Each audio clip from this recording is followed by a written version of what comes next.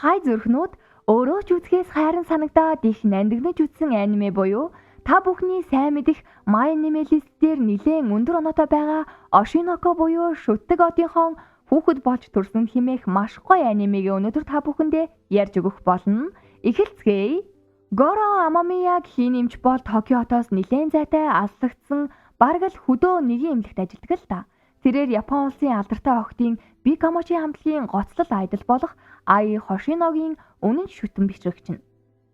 Ёстой өвчтнийхөө өрөөнд ч дэмжээстэй, хайрлаастай, орилоостой тэгснээ бас гой хөгжилтөө сайхан зүйл үзэх нь өвчтнүүдийн сэтгэл зүйд эерэг эдэргээд өөрийгөө цэвэрхэн аваад гарчдаг ямар нэгэн зүйл болох юм бол түүнийг Ai айдал дуртай болгосон том шалтгаан нь магадгүй түүний өвчтөн байсан 12 настай Сарина байх. Саринагийн амьдралын ихэнх хугацаа нь эмнэлэгт өнгөрсөн ч гэсэн тэрээр цаг минут бүрт Ai Hoshinoгийн тоглолтыг хэдэн мянган удаа давтан үзэж өөртөө урам хайрлаж итгэл бэлгэлдэг байсан.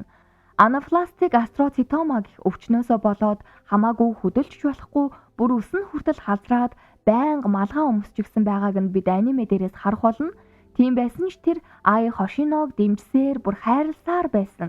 Сарина маань аимшигт өвчнөтөөгөө тэмцсэн хэдий ч энэ хорвоог орхин одохдоо Ai Hoshinог л бодсоор байсан.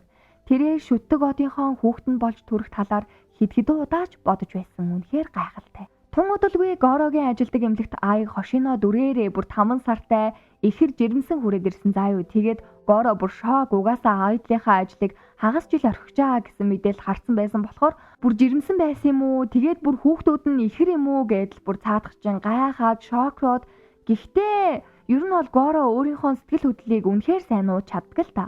Aiгийн захирал нь хамт ирсэн түүний төрж байгаа гэдгийг хэн ч мэдэх ёсгүй. Ер нь бол 16 настай байж бүр 2 ихэр хүүхэд төрүүлчих юм бол карьер нь шууд дуус гэд нэрийг нь хүртэл бүртгэл дээр өөрчилж маш сайн нууцлж төрүүлэхэр болдог. Aiгийн төрөх өдрөнд өгчихсэн байсан болохоор Горо эмчтэй ямар нэг юм болвол заавал хэлээрэй гэд харих замдаа нэг сонин гартаа таарад ч гэжтэй тэр нь өөрөө чи Ai Hoshinoг хариуцж амт шүү өдөргэд ер нь сталкер маягийн юм асуугаад ахарна. Чи яаж мэдчихэ Ai Hoshinoгийн талаар яагаад ингэж асуугаад байгаа гэдэргээл хамгаална ш төөрхөн. Тэгээд араас нь хөөсөн чинь нөгөөх нь модон дунд нуугдж агаад Горог хаднаас түлхээд алчдаг. Тийм ээ алчдаг. Одоо Горо өгцөн. Горо ухаан санаа нь орон гарan байхдаа Aiгаас дуудлага ирж ахыг л хамгийн сүүлийн удаа сонссон. Хэсэг хугацааны дараа Ai Hoshino ээж боллоо. Ямар хөөрхөн юм бэ те. Хоёр өөр хэсгийн ихэр ах トゥ тийм ээ тэр хөөрхөн охин хүү хоёртой олсон ч нэг асуудал байна. Ямар гэхээр өмнөх амьдралдаа Горо байсан саяхан өвчгсөн эмч Aiгийн хүү буюу Aquamarine гэдэг нэртэй болсон. Эмэгтэй эх нь өмнөх амьдралдаа 12 настай байсан Сарина охин буюу Aiгийн охин Ruby гэх нэртэй болоод мэндэлчлээ. Бүр хамгийн амар нь тэр хоёр өмнөх урдны бүхий л амьдралынхаа оюун ухаантай хിവэрэ байгаа. Гэхдээ тэр хоёр өмнөх амьдралдаа бие биенээ мэддэг байсан ч одоогор бол хин өөрсдийгөө би биэндээ мэддэг байгаа угаасаа асуугаачгүй байгаа. Ингээд манай Ai Hoshino маань түр завсарласан байсан айдлын ажилдаа эргэн орохоор болж хоёр хүүхдийг нь түүний ичээгөө захирлын эхнэр болох Miyako ихч харахаар болдог. Яг үнэндээ Miyako бол өмнө нь хүүхэд харж байсан ямар ч туршлага байхгүй. Хайртай одынхон тоглолтыг манай хоёр ч бүр жаргаж үзээ чүтэн биширдэг байсан болохоор одоо бүр л жаргалтай харагдаж байна. Манай хоёр ер нь бол хилд орох болоогүй ирнэ ингээд яриад байгаа штэ тий.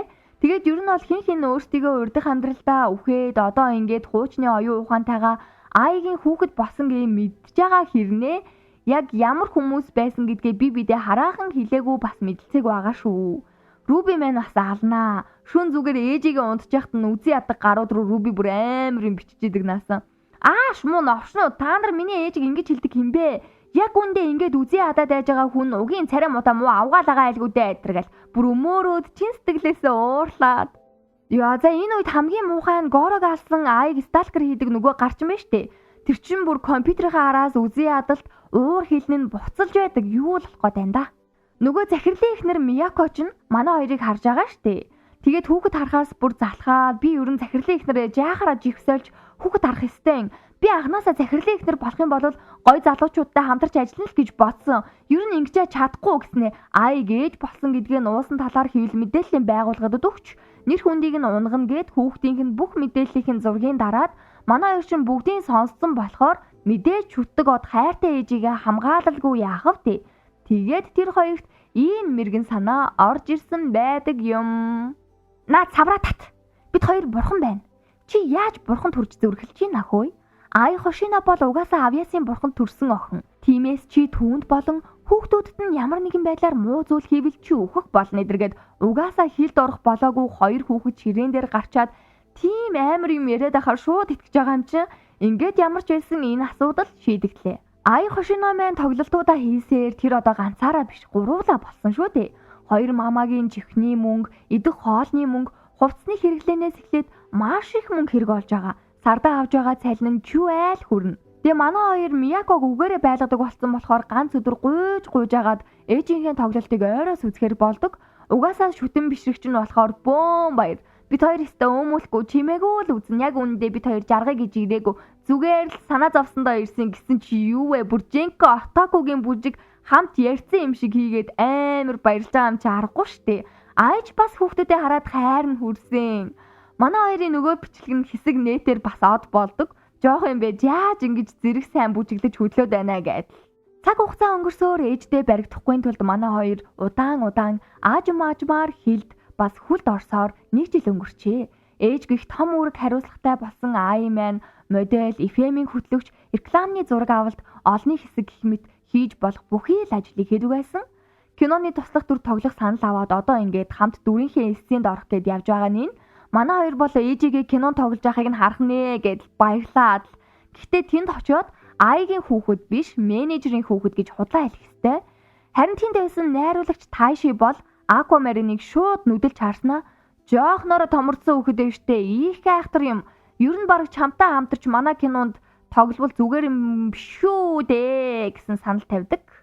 Ингээд Айгийн тоглосон киноны хэсгийг манай гурав хамт үзсэн чинь зөндөө олон хэсэг зураг авалт хийсэн ч бүр бараг 5 секунд гаргачихсан болохоор Аквамен уурлаад найруулагч руу ярьсан чинь за яах вэ? Дараагийн удаагийн кинон дээр ээж чинь тоглоулъя. А гэхдээ чи өөрөө тоглох хэрэгтэй тэгжээч л ээж чинь тоглоно гэд манай үнц шүрдэг. Зураг авалт эхлэх өдөр тэнд нь Кана гэд амар өөрийгөө мэдэрсэн охин байдаг заяо. За бараг өстө танаа ээж та хоёр арын аалгаар л орж ирээ эзтэй гэд жаахан юм байж арай л их цаантай хэрүүлж дүү хинхэг дүү маркийн охин байдیں۔ Жүжиглэлт эхлэх болоход Кана өөрийнхөө чадхаараа маш сайн жүжиглсэн хэдий ч ямар ч хичээл зүтгэл гаргаагүй өөрийнхөө л байсан Аквагийн хажууд үнэхээр дарагдаад байдаг. Тиймдээч маш их уурн хурц нэрийг нь цээжилж аваад дараагийн удаа ёстой ялагдахгүй гэд өөртөө бүрэн дүүрэн амлалт өгвөө хөөрхий. Үнэн шартай ааштай охин биелээ гэж нас. Төд өдөлгүй хөөрхөн хоёр маань цэцэрлэгт явж эхлээд гэрийнхэндээ үзүүлэх үзүүлбэр бэлдэн гэхэд Руби бүр би чадахгүй гэж уйлаг гараг үүчтэн. Яасан гэхээр өмнөх амьдралдаа өвчнөөсөө болоод хөдөлж чадахгүй шууд унждаг байсан болохоор тэр нь рефлекс болоод өөртөө үнэхээр итгэлгүй байсан хэдий ч ээж нь түүнд итгэл урам зориг өгч өөрийнхөө бас нэгэн айж байсан даваагаа амжилттай давд юм аа. Руби маань Акваг бодох юм бол сэтгэл хөдлөлөө нуухгүй шууд илэрхийлдэг гэх юм уу та. Ай тэр хэд маань нилээн алдар нэр төрсэн болохоор тажгүй байранд нүүж очиод удааг байхад Ай төлбөртэй утасны бүхийгээс тэр хоёрын аав руу ярьдаг. Яагаад ярьсан гэхээр Руби Аква хоёр манай аав ямар хүн байдсан болоо гэсэн яриаг нь зайлуул сонссон. Тэгээд уулзахгүй мүү хүүхдүүд чинь том болцсон гэд гэрийнхээ аяыг хүртэл өгчдөг. Гэтэ одоогоор яг ямар хүн тэдний аав гэдгийг хинч мэдээг байгаа. За одоо бүр гоё заяо. Ингээд хүн бүрийн хүсээд байдаггүй Токиогийн төв цэнгэлтэд Ай Хошино маань тоглолтоо ихээр болдог. Манайхан зүгээр бөөн баяр айгүй өөрхөн эдний захирлаас их сайн хүн гэж бодоод байгаа. Гэхдээ үгүй ч гэж магадгүй л дээ.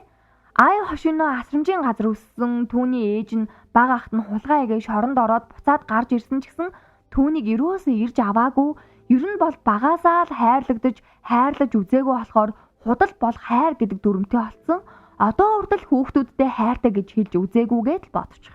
Эцэст нь ингээд Ай Хошиногийн тоглолт хийх өдөр ирэхэд хаалганы хонхон дуурайд Ичиго буюу захирал нь байгаа болов гэж одоо цаашаа онгойлгосон чинь Мэндэлхийн завдалгүй Горог хаднаас түлхэж алсан Айг сталкер хийдэг Рёсуке гэх бацаан түүнийг шууд хутгалцдаг. Тийм ээ, шууд хутгалцсан. Яа. Хутганы шарах маш гүн бөгөөд гэзний хэсэгт байрлах гол судсыг дайрсан учраас Ай маш их цус алдаж байхдаа тэрээр ээжигээ уучлаарай.